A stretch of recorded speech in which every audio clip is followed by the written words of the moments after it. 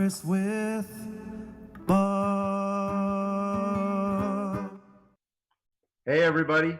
Welcome to Breakfast with Bob. My name is Bob Babbitt. We're brought to you by the Professional Triathletes Organization, by Amp Human, VeloFix, Normatec, Forum Swim Goggles, UCAN, and our Challenge Athletes Foundation. Our next guest, one of our favorite people on the planet.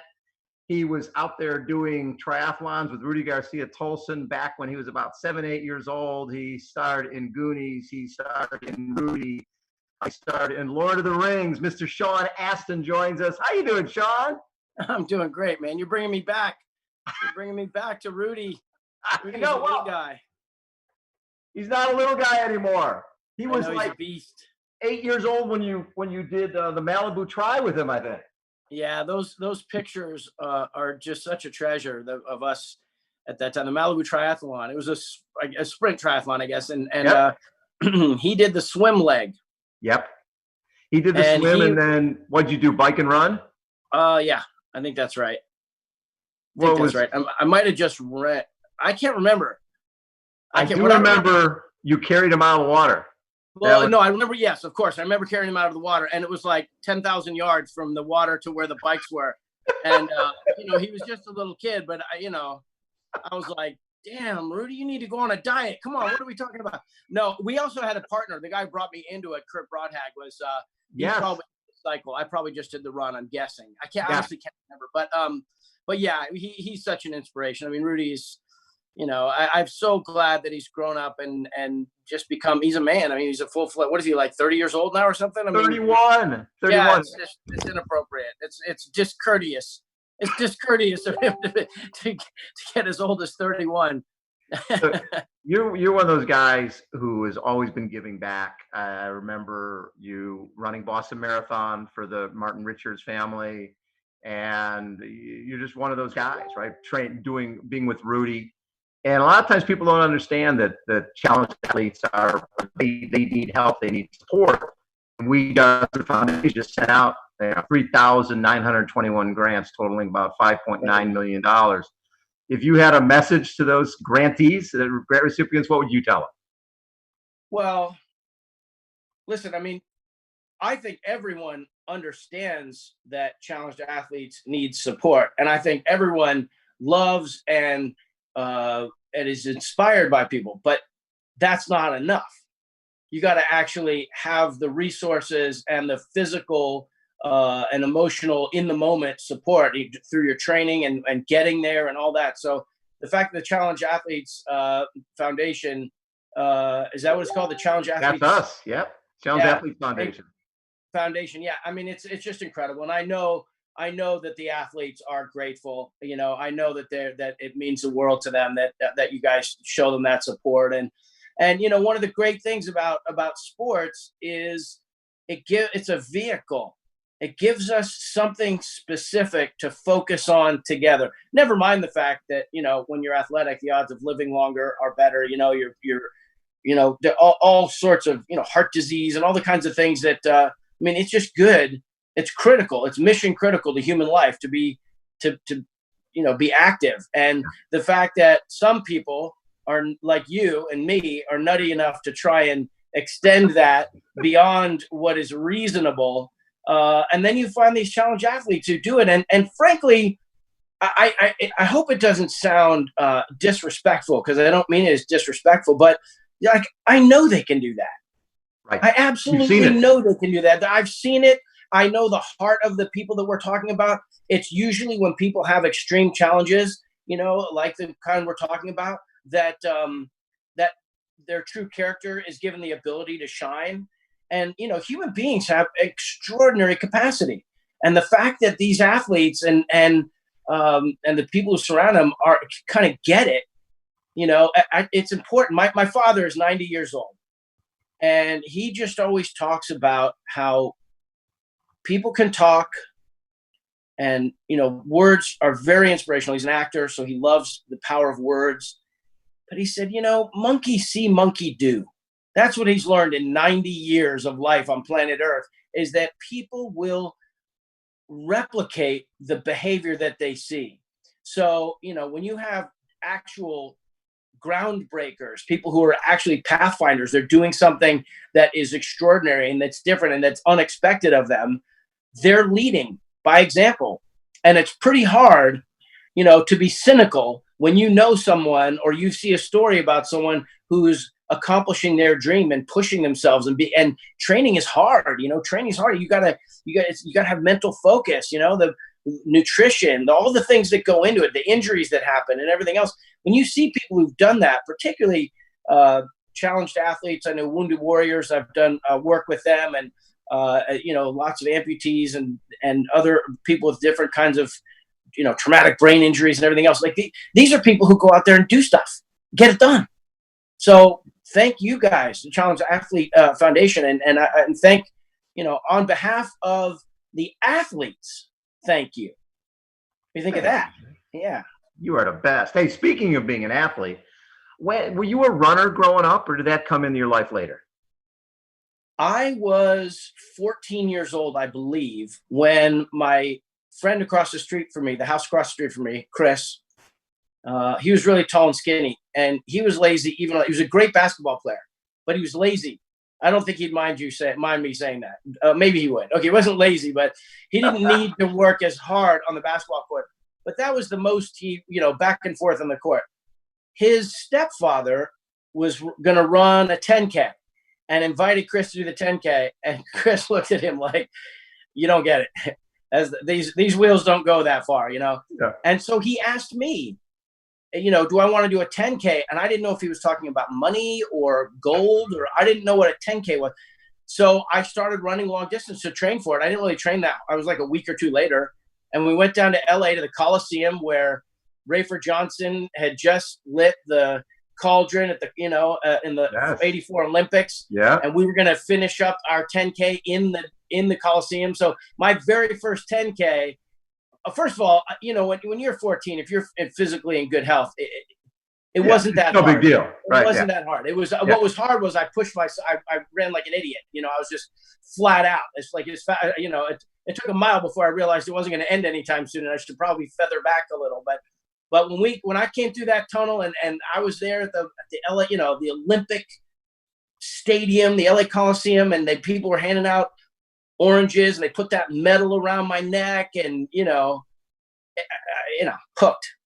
And then I did run I varsity cross country runner. Nice. So there's that. Yeah.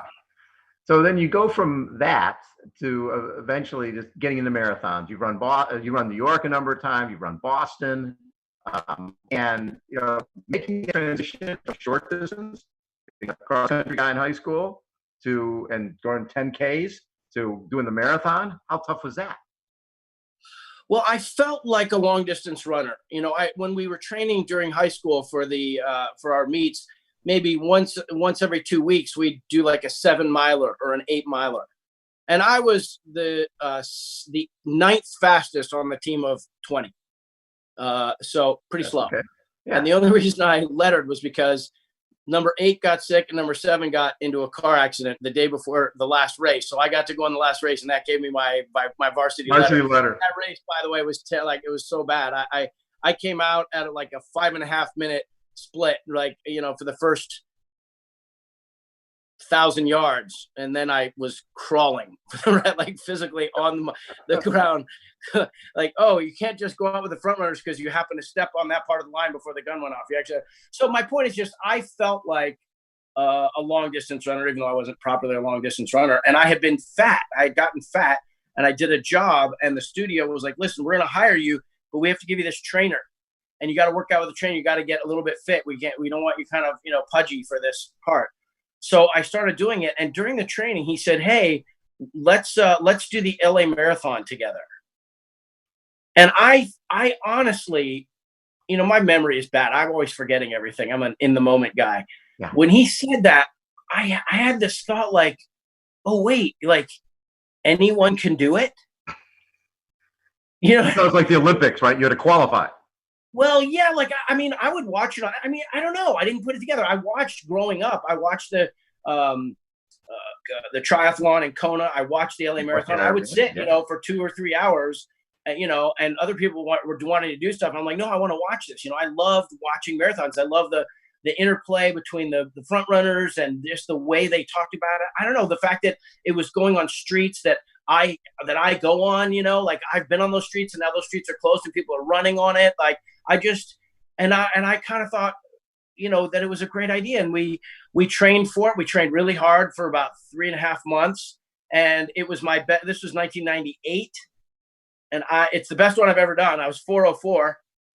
Almost, wow. I was really trying to go sub 4. So I was disappointed. Like I finished my first marathon. And instead of being proud and excited, I was disappointed I hadn't hit the sub 4 mark.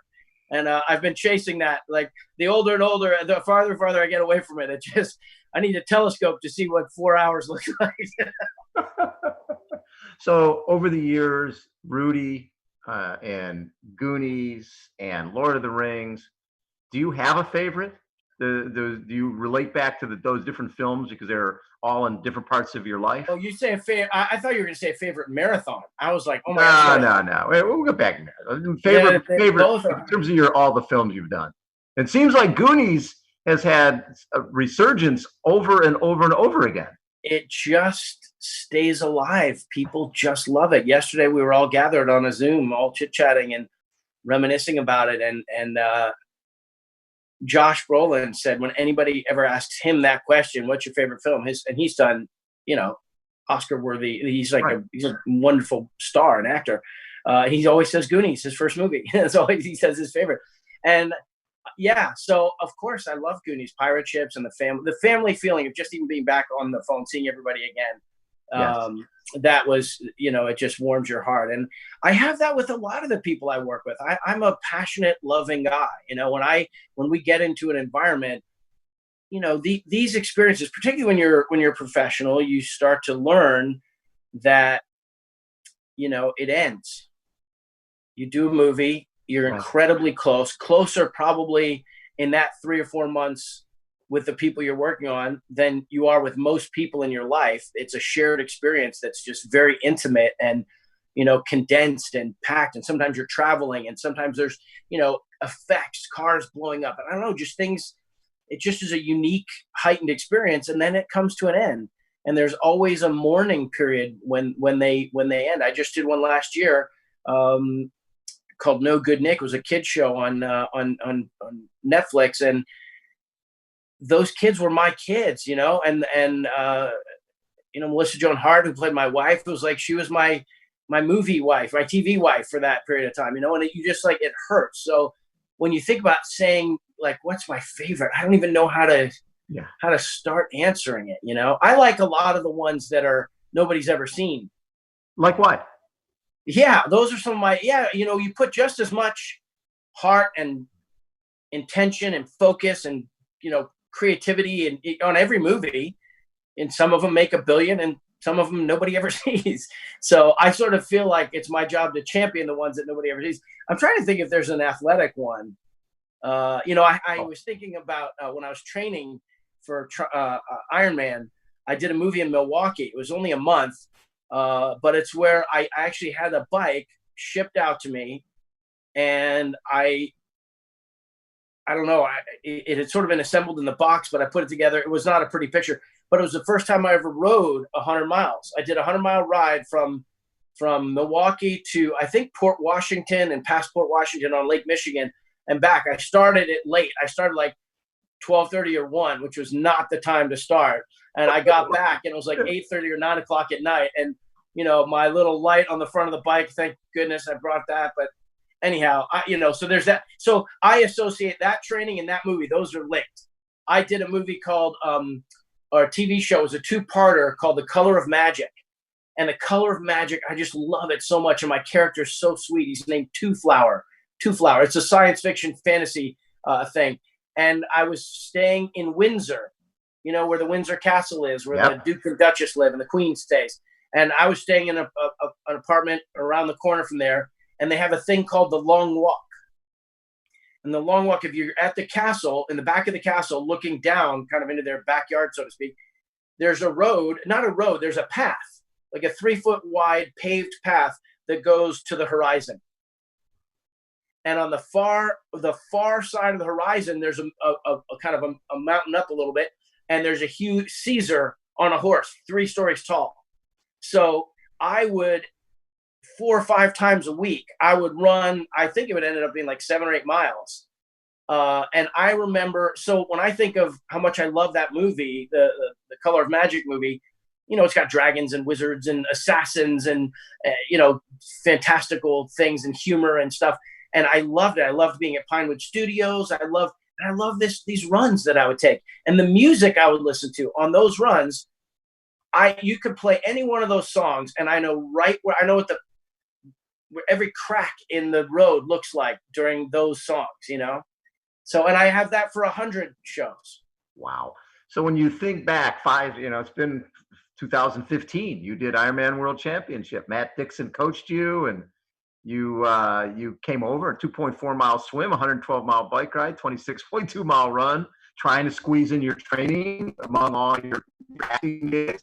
When you got over there to see this, and this is something you've been watching on television, did it live up to the expectations? Oh, it vastly exceeded them. I had wild expectations. I expected everything from that experience, and what it delivered was infinitely more powerful. It's, you know, getting married and having 3 children, those moments in your life when you bring life into the world, that's the most important stuff. But besides that triathlon, that 5 months training for it, Paul, who is the New Zealander who helped me learn how to cycle, and he worked for Matt Dixon with Purple Patch, their company, and Matt and he was amazing. Matt Dixon was amazing. He was effortless. You know, Jerry Rodriguez is who I was in his pool training in Palisades. Tower 26. Yeah. Yeah, Tower 26. And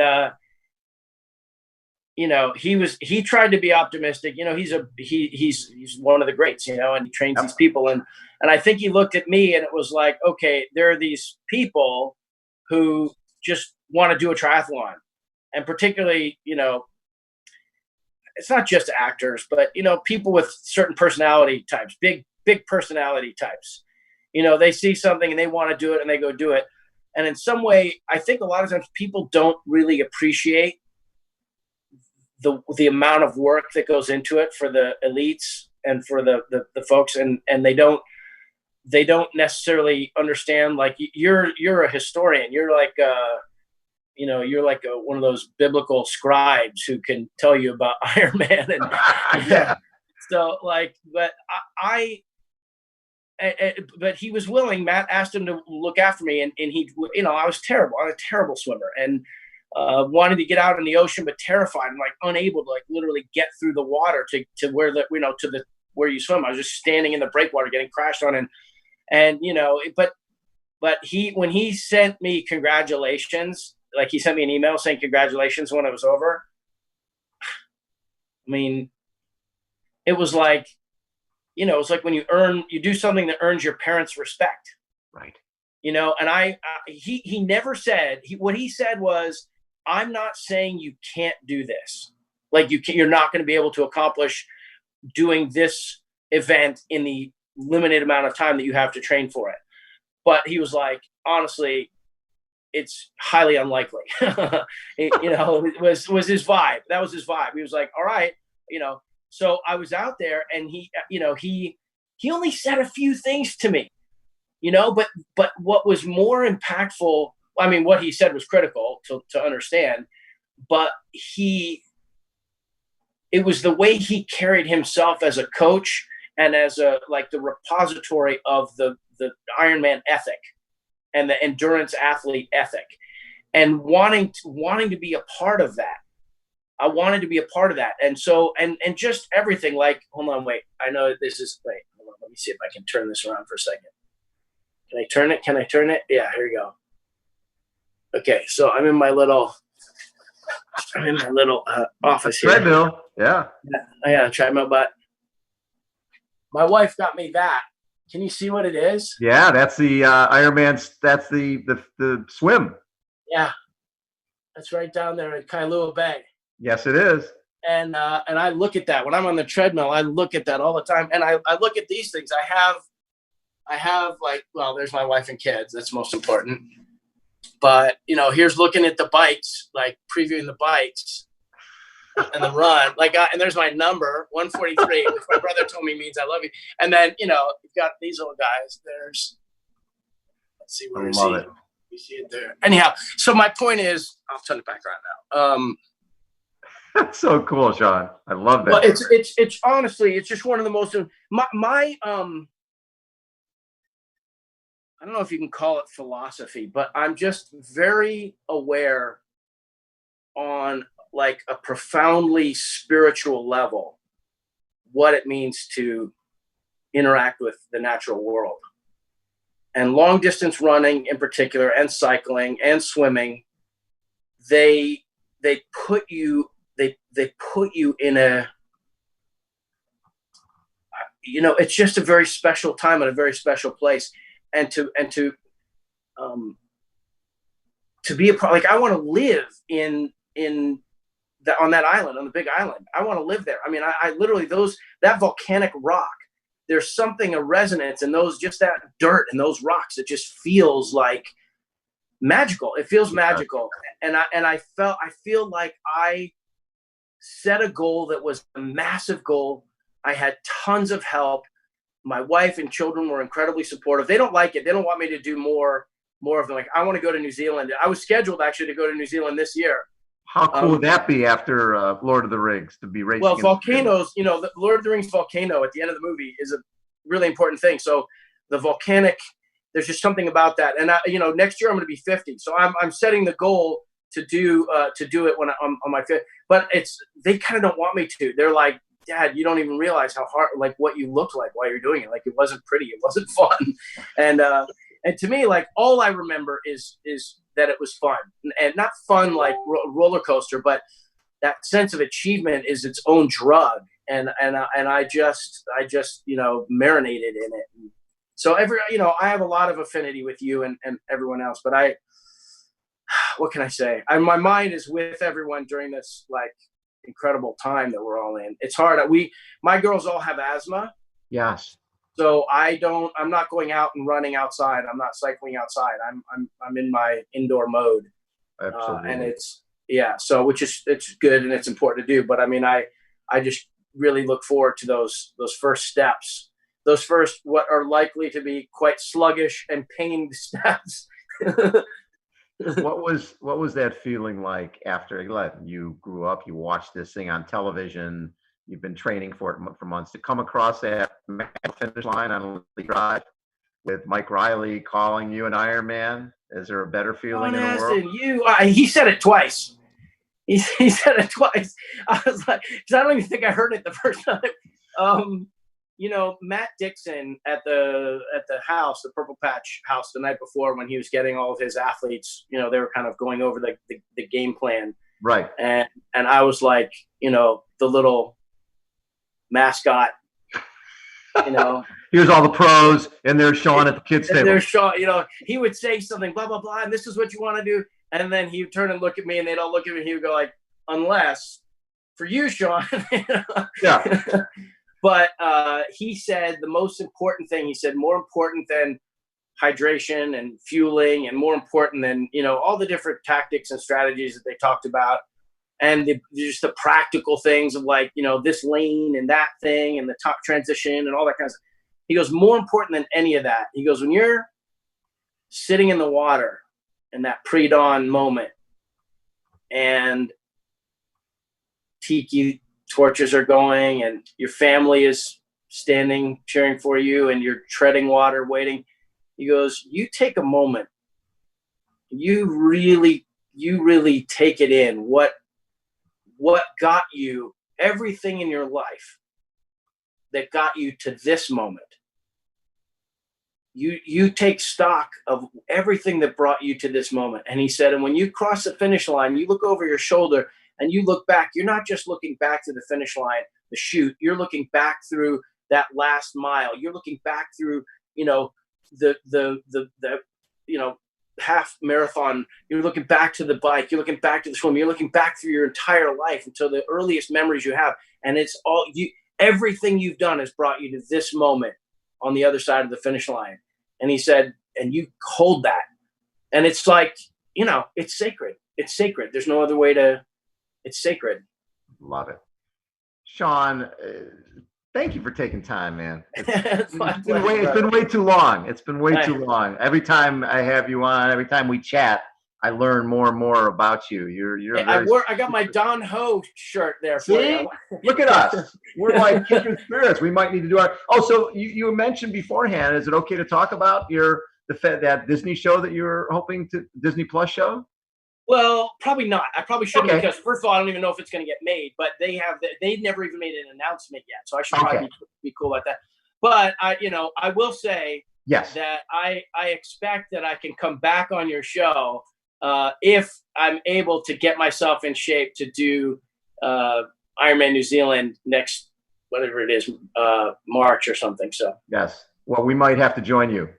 oh, that would be awesome. Well, we'll stay in touch as we move along, and we'll see how it's going. I just have to get over a hurdle, like whatever the physical hurdle is that I don't honestly know. Like, what is it? I had like pneumonia a year ago. Is it possible that like the Still lingering? Like somehow like could it have damaged my lung capacity or something? Like I just feel like I don't have it's different. Maybe it's age. I don't know what it is, but I just dropped 35 pounds. So wow, that's a major That'll make a difference. Yeah. But anyhow, that would be great if you were there. I mean, you couldn't go to all of these things. I don't go to all of them, but we've always wanted to go to New Zealand. That's a place we've never been, and you know what? That's a very special race, and who knows? Might not be doing anything until then. What are we at now? We're in April. Yeah. I don't think we'll see events probably till July. Hopefully. And who knows what it'll look like? That'll be what's going to happen. Right. It seems like people are being some governors, some municipalities are really like chomping at the bit to get out. And we need to wait 2 or 3 weeks to see what the impact was there, Absolutely. And if it's bad, if it does what a lot of the experts are saying, like don't go out too soon, they're going out too soon, it's going to be bad. Then I think it could, and that too. But I mean, the idea wouldn't it be great to at least get some July and August? Oh, but I don't even know. It's like playing Russian roulette, with your life. It's crazy. Have you ever seen anything like it? I've never seen anything like it, and hopefully we never see anything like it again. But hey, Sean, thank you so much for taking so much time. You be good. No problem. Again, brought to you by Professional Triathletes Organization, AMP Human, VeloFix, Normatec Form, Swim You Can, and of course, our Challenge Athletes Foundation. Sean, you are the absolute best. Thank you, buddy. You're the best, Bum. Be good. All right.